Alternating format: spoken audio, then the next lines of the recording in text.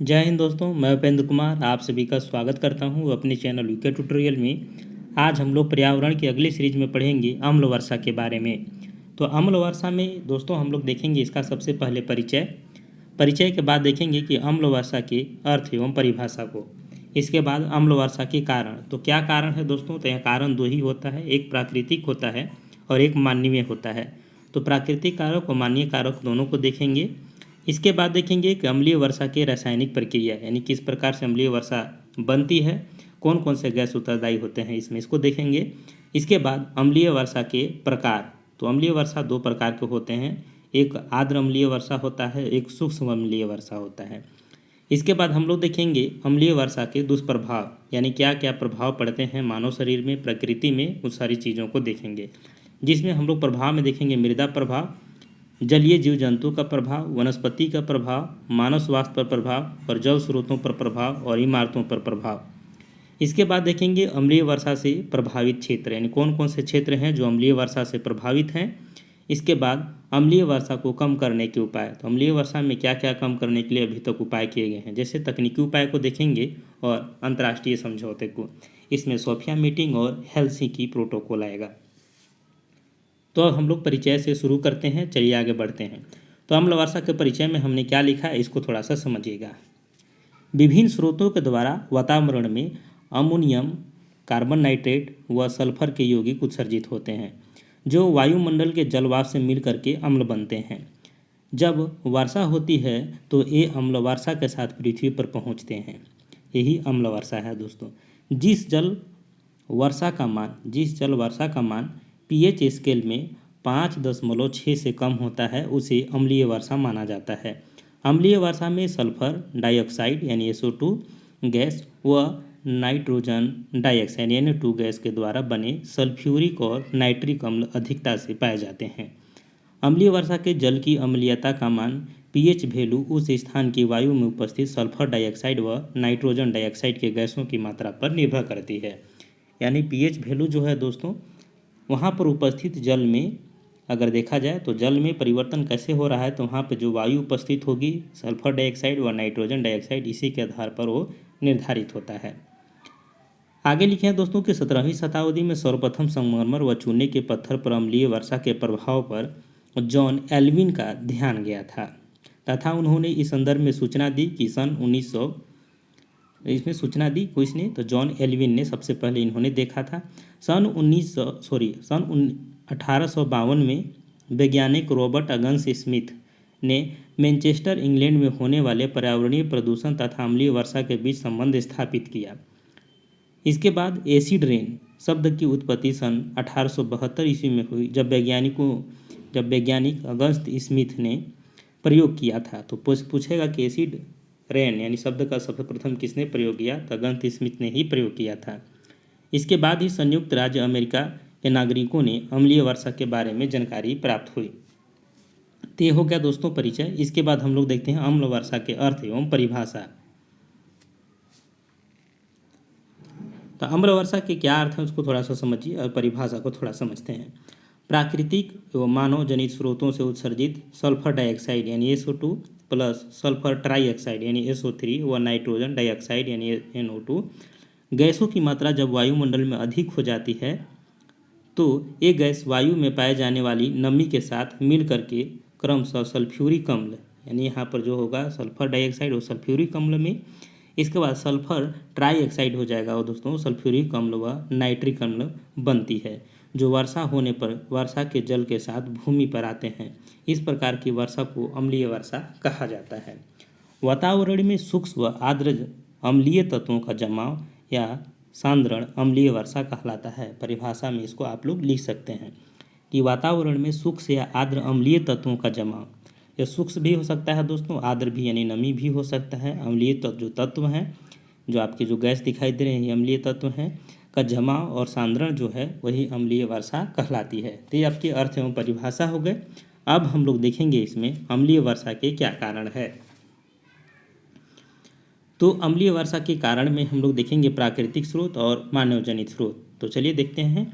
वायुमंडल में अम्लीयता बढ़ाने के लिए सल्फर डाइऑक्साइड व नाइट्रोजन डाइऑक्साइड गैस मुख्य रूप से जिम्मेदार होती है। इन गैसों के स्रोत निम्नलिखित है, अधोलिखित है, दोनों हो सकता है, यानी कि नीचे लिखा गया है निम्नलिखित में, अधोलिखित मतलब आगे लिखा गया है। अब यहाँ पर देखें दोस्तों तो प्राकृतिक स्रोत, प्राकृतिक स्रोत में हम लोग कह सकते हैं कि अम्लीय प्रकृति की गैसों के मुख्य प्राकृतिक स्रोत निम्नलिखित हैं। इसमें पहला आएगा दोस्तों ज्वालामुखी। ज्वालामुखी के फटने से निकलने वाली गैसों में अम्लीय प्राकृतिक गैसें भी होती है। भूमि तथा जल में होने वाली जैविक क्रियाओं के द्वारा ये गैसें उत्सर्जित होती है।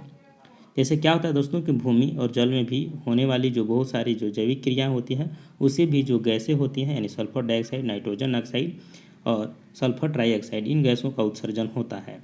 अब यहाँ पर देखें दोस्तों तो डाईमिथाइल, यहाँ पर थ लिखा हुआ है दोस्तों, इसको समझिएगा कि डाईमिथाइल सल्फाइड सल्फर गैसों का मुख्य जैविक स्रोत है। वातावरण में होने वाली विद्युतीय क्रियाओं जैसे कि बिजली का चमकना आदि से नाइट्रोजन गैस उत्पन्न होती है। कई वर्षों पुराने ग्लेशियर में अम्लीयता पाई जाती है, यानी कई वर्षों जो पुराने ग्लेशियर होते हैं उसमें भी अम्लीयता पाई जाती है। यानी बहुत सारे ऐसे ग्लेशियर हैं जो हजारों हजार साल से वो ग्लेशियर बने हुए हैं, यानी बर्फ़ के रूप में वो बने हुए हैं, तो उसमें भी अम्लीयता पाई जाती है। तो हो गया दोस्तों आपके प्राकृतिक, और प्राकृतिक में और लिख सकते हैं दोस्तों, तो प्राकृतिक में आप लोग उसको शामिल कर सकते हैं। अब हम लोग देखेंगे मानवीय क्रियाओं के द्वारा। मानवीय क्रियाओं में अगर देखा जाए दोस्तों तो मानवीय क्रियाओं के द्वारा अम्लीय यौगिक निम्न प्रकार से उत्पन्न होते हैं। जैसे कि आपके विद्युत उत्पादन के द्वारा। विद्युत उत्पादन जो होता है दोस्तों, आज हमारे देश में ज़्यादातर विद्युत उत्पादन तापीय विद्युत के द्वारा किया जाता है, और तापीय विद्युत उत्पादन के लिए कोयले का बहुत ज़्यादा दहन किया जाता है, और कोयले में से बहुत सारे ऐसे गैस होती हैं जो निकलती हैं जो आपकी अम्ल वर्षा का कारण बनती है। इसके बाद देखिए दोस्तों तो कल कारखानों के द्वारा, यानी कल कारखाने जितने बड़े बड़े उद्योग धंधे चल रहे हैं उसमें से भी बहुत सारे गैस निकलते हैं जो अम्ल वर्षा का कारण है। इसके बाद देखिए दोस्तों वाहनों के द्वारा, यानी वाहनों के द्वारा जो फ्यूल जल रही है उसमें भी। इसके बाद कोल शक्ति संयंत्रों के द्वारा, यानी कोयला से जो उद्योग चल रहे हैं उन शक्तियों के संयंत्रों के द्वारा भी हो रहा है।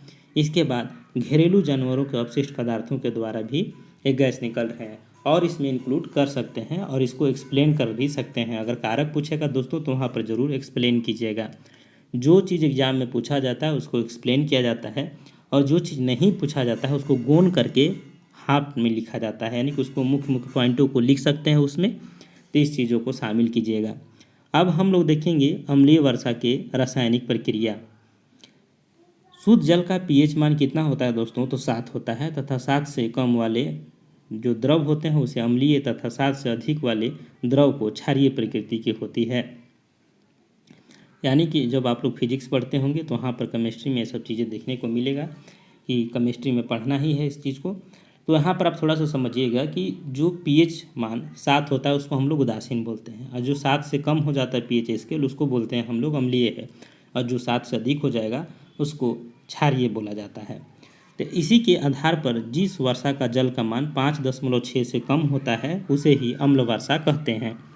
अब यहाँ पर देखिए दोस्तों तो विभिन्न स्रोतों के द्वारा उत्सर्जित सल्फर डाइऑक्साइड, इसके बाद देखिए दोस्तों तो नाइट्रोजन डाइऑक्साइड, कार्बन डाइऑक्साइड गैसों से सल्फ्यूरिक नाइट्रिक और कार्बनिक अम्ल बनने की रासायनिक क्रिया निम्नलिखित है। जैसे सल्फर डाइऑक्साइड ऑक्सीजन होकर के दोस्तों देखिए तो SO2 परिवर्तित हो जाता है।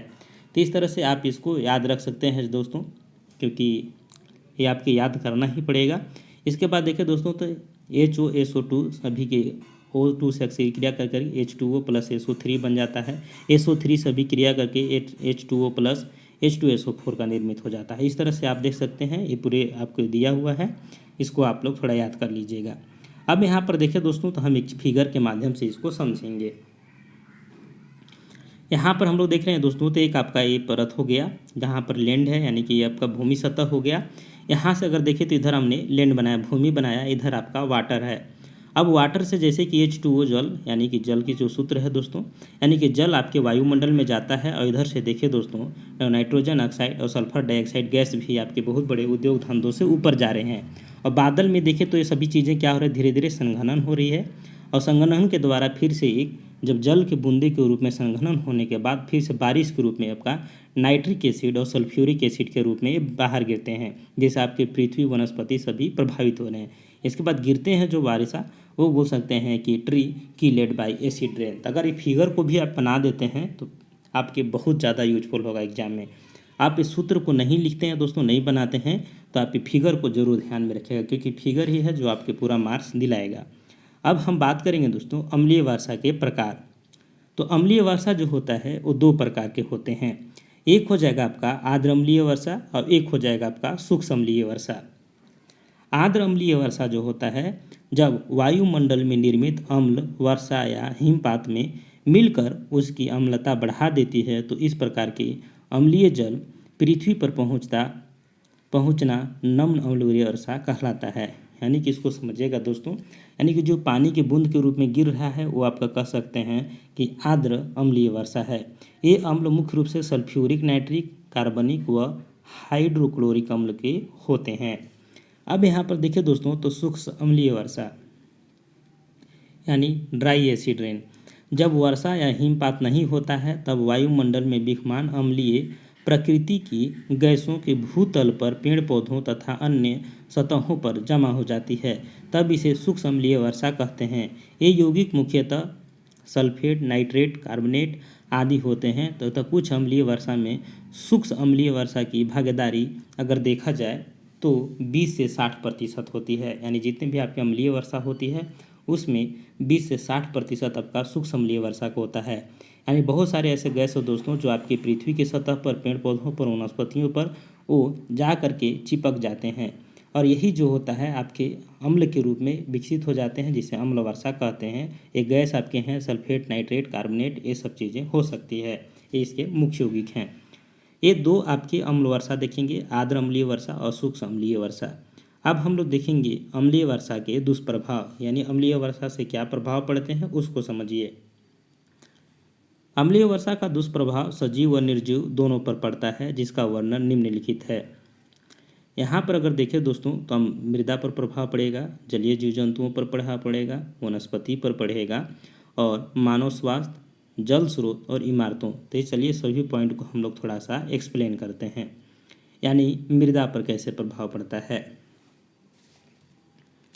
अम्लीय वर्षा के कारण जो होता है मृदा की जैविक एवं रासायनिक दोनों प्रक्रियाएं प्रभावित होती है। मृदा में पीएच कम होने से तथा उसकी रासायनिक प्रक्रिया बदलने से संवेदनशील सूक्ष्म जीव उसे सहन नहीं कर पाते तथा उनकी प्रजातियां मर जाती है। अम्लीय जल में हाइड्रोनियम आयन से टॉक्सिन उत्पन्न होता है, जिसके कारण मृदा का आवश्यक पोषक तत्व नष्ट हो जाते हैं तथा उसकी उर्वरक शक्ति कम हो जाती है। इसका सीधा प्रभाव फसलों के उत्पादन पर पड़ता है। यानी कि जो मृदा है दोस्तों, मृदा में अगर एसिड रेन पड़ती है तो बहुत सारी चीज़ें, जो छोटे छोटे पोषक तत्व जो होते हैं, छोटे छोटे जीव जो होते हैं, वो सभी नष्ट हो जाते हैं, जो आपकी उर्वरक शक्ति को ख़त्म कर देती है। तो इस तरह से समझ सकते हैं। अगले देखेंगे दोस्तों आपके जलीय जीव जंतु। अम्लीय वर्षा के कारण जलीय भागों के जल का पीएच मान कम होने से, पीएच यानी 5 से कम होता है, तो मछलियों के अंडों के बच्चे जो होते हैं नहीं निकल पाते हैं, अर्थात उनकी हैचिंग नहीं हो पाती है। जल के पीएच कम होने से मछलियां तथा अन्य जाति जीव तथा जंतुओं को हानि पहुंचती है। नदियों, झीलों, तालाबों आदि का जल अम्लीय होने से उनकी जैव विविधता में कमी होती है। तो इस तरह से इसको समझ सकते हैं कि अगर अम्ल वर्षा होगी दोस्तों तो वहाँ के जो जीव जंतु हैं आपके तालाब में रह रहे हैं, बड़े बड़े जलों में निवास कर रहे हैं, जैसे समुद्र हो गया, नदी हो गया, कुआं हो गया, झील हो गए, तालाब हो गए, तो वहाँ पर क्या हो गई, जो जीव जंतु है वहाँ पर प्रभावित होंगे, वो धीरे धीरे मृत्यु होने लगेंगी, उनकी प्रजातियाँ विलुप्त होने लगेगी, जिससे जैव विविधता में कमी आएगी। तो यहाँ पर लिखेंगे अगले पॉइंट हम लोग वनस्पति। वनस्पति कैसे प्रभावित होता है इसको समझिए। अम्लीय वर्षा से वनस्पति की सतह पर मोम जैसी परत नष्ट होने लगती है, यानी मोम जैसी परत बनने लगती है और वो नष्ट होने लगती है तथा टोमेटो बंद होने लगता है, जिससे पौधे की वृद्धि में गिरावट आती है। इसके अलावा अम्लीय वर्षा के कारण तांबा, सीसा जैसे घातक तत्व जल में मिल जाते हैं। फलस्वरूप वनस्पति नष्ट होने लगती है तथा पारिस्थितिक तंत्र असंतुलन होने लगता है। अम्ल वर्षा जब भी होता है दोस्तों तो जितने भी आपके पेड़ पौधे हैं सभी का रंग पीला पड़ने लगता है और धीरे धीरे वो देखें तो पीला होते होते उनका वृद्धि रुक जाती है, क्योंकि वो प्रकाश संश्लेषण की क्रिया नहीं कर पाते हैं। अब यहाँ पर देखिए दोस्तों, तो अम्लीय वर्षा के लिए अधिक संवेदनशील स्थानों के वनों में अधिक ऊंचाई वाले वृक्ष अधिकांशतः बादलों व कोहरों से घिरे होते हैं। इन बादलों का पीएच अम्लीय वर्षा के जल से भी कम होता है, अतः ऐसे स्थानों के वन नष्ट हो जाते हैं। जैसे आप देख सकते हैं, जर्मनी व पश्चिमी यूरोप के वनों को नष्ट होने के कारण क्या है, तो अम्लीय वर्षा है। कनाडा हो गया दोस्तों, संयुक्त राष्ट्र अमेरिका हो गया, नॉर्वे हो गया, स्वीडन हो गया, फिनलैंड आदि देशों में अम्लीय वर्षा से वन संपदा में भारी क्षति हुई है। तो ये जो वनस्पति को कैसे प्रभावित कर रहा है दोस्तों, यहाँ पर आप देख सकते हैं। अब अगले पॉइंट में हम लोग देखेंगे मानव स्वास्थ्य, यानी अम्ल वर्षा से मानव स्वास्थ्य कैसे प्रभावित हो रही है। वैज्ञानिकों के द्वारा यह ज्ञात किया गया कि अम्लीय वर्षा शुष्क हो या आर्द्र, मानव स्वास्थ्य पर इसका सीधा प्रभाव पड़ता है। वायुमंडल में सल्फर डाइऑक्साइड, नाइट्रोजन डाइऑक्साइड आदि गैसों के कारण मनुष्य को बहुत सी बीमारियां होती हैं, जिससे वह कैंसर भी है। इसके अलावा इन हानिकारक गैसों के कारण समय से पूर्व मृत्यु होने की भी संभावना होती है, यानी कि मानव स्वास्थ्य इससे प्रभावित हो रहा है। यहाँ पर देखिए दोस्तों, अम्ल वर्षा से आपकी कैंसर जैसी भी खतरनाक बीमारियाँ हो सकती है और इससे लोगों को धीरे धीरे मृत्यु भी होने लगती है।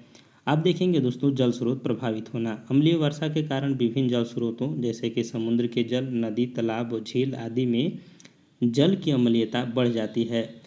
आज जल आपूर्ति की समस्या वैसे भी विश्व की गंभीर समस्याओं में से एक है, और यदि उपलब्ध जल भी अम्लीय होने लगेगा तो निस्संदेह यह समस्या विभिन्न देशों के जल आपूर्ति के लिए संघर्ष करने पर मजबूर कर देगी, जो हो सकता है कि आगे युद्ध का रूप ले ले। कनाडा के जो अंटेरिटो प्रांत में यहाँ पर देखिए दोस्तों, तो 2.5 लाख झीलों में से 50,000 जो झील हैं अम्लीय वर्षा से बुरी तरह प्रभावित हैं। तो इस तरह से इसको समझ सकते हैं, यानी कि जल स्रोतों से कैसे आपके प्रभावित हो रहे हैं। आगे देखते हैं दोस्तों, तो इमारतें। अम्लीय वर्षा से तांबे की ऑक्सीकरण की दर बढ़ जाती है तथा इसके अलावा चूने के पत्थर, संगमरमर से बने भवन, ऐतिहासिक इमारतें, मूर्तियाँ, स्मृति स्तंभ आदि को अम्लीय वर्षा के कारण बहुत क्षति पहुँचती है। जैसे दीवारों में क्षति होना, सफ़ेद संगमरमर का पीला पड़ना, चमक कम होना आदि इस क्रिया के निम्न समीकरण के द्वारा समझा जा सकता है। तो इसको यहाँ पर देख सकते हैं दोस्तों, CaCO3 + H2SO4 अभिक्रिया करके CaCO4 + H2O + कार्बन डाइऑक्साइड इस तरह से बनता है। अब देखेंगे दोस्तों, तो अम्लीय वर्षा से प्रभावित क्षेत्र, यानी कौन कौन से क्षेत्र हैं जो अम्लीय वर्षा से बहुत ज़्यादा प्रभावित हैं। कुछ क्षेत्र अम्लीय वर्षा से अत्यधिक प्रभावित हैं, जैसे कि संयुक्त राष्ट्र अमेरिका, यूरोप, कनाडा, चीन, Taiwan, Norway, Sweden, Finland, England, Netherland, Germany, Italy, France आदि। भारत में कुछ हिस्सों में वर्षा जल की रासायनिक प्रकृति धीरे धीरे अम्लीयता की ओर बढ़ रही है। वैज्ञानिकों की रिपोर्ट के अनुसार अगर देखें दोस्तों, तो दिल्ली, उत्तर प्रदेश, महाराष्ट्र, मध्य प्रदेश, तमिलनाडु में वर्षा जल की अम्लीयता बढ़ रही है। मुंबई, इसके बाद नागपुर, कोलकाता, कानपुर, अहमदाबाद, जमशेदपुर, इसके बाद देखिए दोस्तों, तो जयपुर, हैदराबाद व चेन्नई में सल्फर डाइऑक्साइड गैसों की सांद्रता में वृद्धि हुई है। अनुसंधान के अनुसार सन 1990 में भारत में लगभग 400 यानी 4,400 किलोटन सल्फर डाइऑक्साइड गैस उत्सर्जित होती थी। ये कब की बात है दोस्तों, तो 1990 की बात है। किंतु आज यह मात्रा बढ़ करके 7,500 किलोटन हो गई है, यानी कि इसकी वृद्धि देख सकते हैं दोस्तों कि कितना हो गया, लगभग दुगना होने के कगार में है। मनुष्य में जिन देशों में अम्लीय वर्षा बढ़ाने की संभावना है वे हैं, यानी भविष्य में जिन देशों में अम्लीय वर्षा बढ़ने की संभावना है दोस्तों, वे हैं पश्चिमी अफ्रीका, दक्षिणी एशिया एवं दक्षिण भारत व श्रीलंका। अब थोड़ा सा अम्लीय वर्षा को कम करने के उपाय को देखेंगे। तो तकनीकी उपाय थोड़ा सा देख लेते हैं दोस्तों, कि संयुक्त राष्ट्र अमेरिका में सल्फर युक्त गैसों को उत्सर्जन को कम करने हेतु कोल दहन शक्ति संयंत्रों में फ्यूल गैस एंड डिसल्फ्राइजेशन का उपयोग किया जाता है। यानी कि यहाँ पर देखिए दोस्तों, तो उसको कम करने के लिए फ्यूल गैस डिसल्फ्राइजेशन का उपयोग किया जा रहा है। कहाँ दोस्तों, तो संयुक्त राज्य अमेरिका में। इसके बाद कुछ स्थानों पर रासायनिक कंपनियों से को सल्फेट के स्थान पर खाड़िया मिट्टी उपलब्ध कराई जाती है। इसके बाद खाद्य फसलों पर अम्लीय वर्षा का प्रभाव कम करने हेतु चूना युक्त उर्वरकों का उपयोग किया जाता है, जिसे नष्ट हुए पोषक तत्वों की कमी पूरी की जाती है तथा मृदा का पीएच फसल का अनुकूल रहता है। यानी बहुत सारे जो खाद्य फसलें हैं दोस्तों, तो अम्लीय वर्षा के प्रभाव को कम करने के लिए चूना युक्त उर्वरक का प्रयोग किया जाता है। यानी जिस क्षेत्र में आपका अम्ल वर्षा पड़ गया है मिट्टी में, तो उस मिट्टी में आप चूना पत्थर का उपयोग कीजिए, यानी चूना युक्त उर्वरक का प्रयोग कीजिए।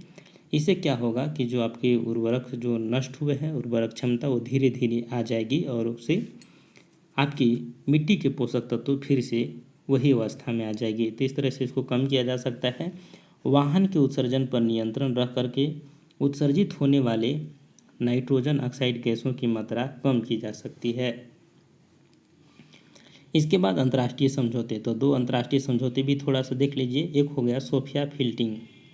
सोफिया मीटिंग जो हुआ था दोस्तों सन 1988 ईस्वी में बुल्गारिया के सोफिया मीटिंग आयोजित की गई थी। कहाँ दोस्तों? तो बुल्गारिया में। इसके बाद अम्लीय वर्षा को कम करने हेतु प्रयास प्रारंभ किए गए तथा सोफिया मीटिंग के 6वें सत्र में नाइट्रोजन ऑक्साइड व उत्सर्जन बंद करने हेतु 25 देशों के प्रतिनिधित्व ने घोषणा पत्र में हस्ताक्षर किए। इसके बाद लास्ट में देखेंगे दोस्तों तो हेल्सिंकी प्रोटोकॉल, यानी हेलेंस्की प्रोटोकॉल में सल्फर डाइऑक्साइड यानी CO2 के उत्सर्जन को कम करने पर ध्यान केंद्रित किया गया तथा यह लक्ष्य रखा गया कि CO2 गैस का उत्सर्जन 1980 से 1995 के मध्य 70% तक कम किया जाए। तो इस तरह से आप इसका आंसर लिख सकते हैं दोस्तों। लास्ट में आप निष्कर्ष अपने विवेक के आधार पर लिखिएगा। मिलते हैं अगले वीडियो में, तब तक के लिए जय हिंद।